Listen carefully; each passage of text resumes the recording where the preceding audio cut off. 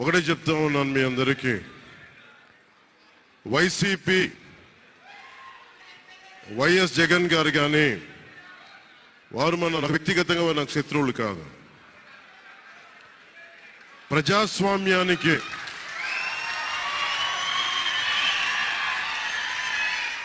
ఇది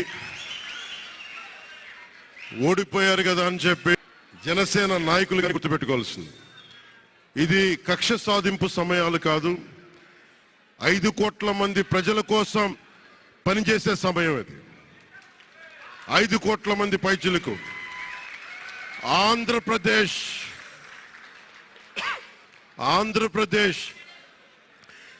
విభజన జరిగినప్పటి నుంచి ఈ రోజు దాకా మనం అడుగుతూనే ఉన్నాం. ఆ రోజులు అయిపోయినాయి, ఆ చీకటి రోజులు అయిపోయినాయి. ప్రతి ఒక్కరం బాధ్యతతోటి భవిష్యత్తు తరాల కోసం బాధ్యతని భుజాల మీద వేసుకొని చాలా బాధ్యతాయుతంగా జవాబుదారీతనంతో కూడిన రాజకీయ ప్రభుత్వం, రాజకీయ మనకి ఆలోచన విధానం ఉంటుంది.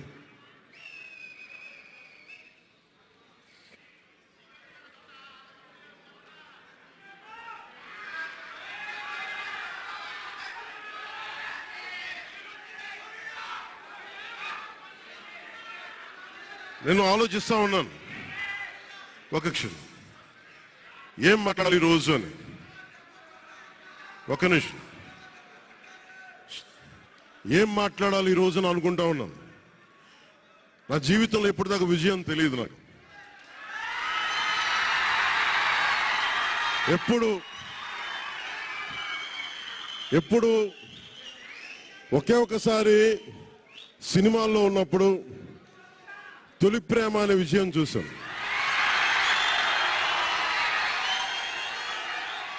ఆ తర్వాత నాకెవ్వరు నేను విజయం సాధించానని కానీ డబ్బులు వచ్చినాయని కానీ ఏ ఒక్క సినిమా విజయం చెప్పలే నాకు. నా జీవితం అంతా ఎప్పుడు కూడా దెబ్బలు తింటానో, మాటలు పడతానో, తిట్టించుకుంటానో. నేను ఎంత ఎదిగా నాకే తెలియదు. మీ గుండెల్లో ఈ రోజు నన్ను తీసుకొచ్చి 21 గెలిచే వరకు నాకే తెలియదు.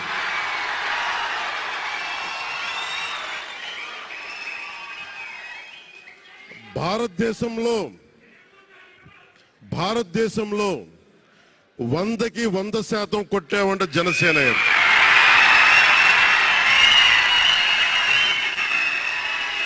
నూటికి 100.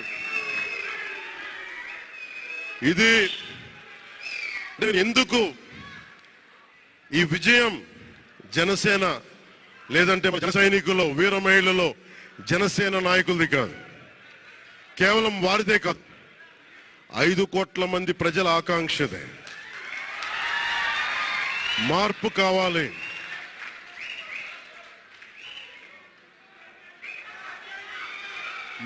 కావాలి, పాలన మారాలి. ఇవన్నీ చాలా మంది కోట్లాది మంది ప్రజల ఆకాంక్ష. ఈరోజు ప్రజల తీర్పు. బాబు మీరిద్దరు కూర్చోవాలమ్మా, దయచేసి. నువ్వు పక్కకు వచ్చామ్మా, నువ్వు పక్కకు రా. నువ్వు కొంచెం ముందుకన్నారా, మీరు కొంచెం ముందుకు రండి అమ్మా, మీ ఒక అడుగులు ముందుకు రండి. మీరు కూర్చో, ఇబ్బంది పడతాను, దయచేసి కూర్చో. దయచేసి కూర్చోవాలయ్యా, మీరు కూర్చోవాలి. మీరు మొత్తం సభ ఆపేస్తున్నారు. మీరు సాగర్ పక్కన. ఇది మనందరికీ చాలా జాగ్రత్తగా ఉండాల్సిన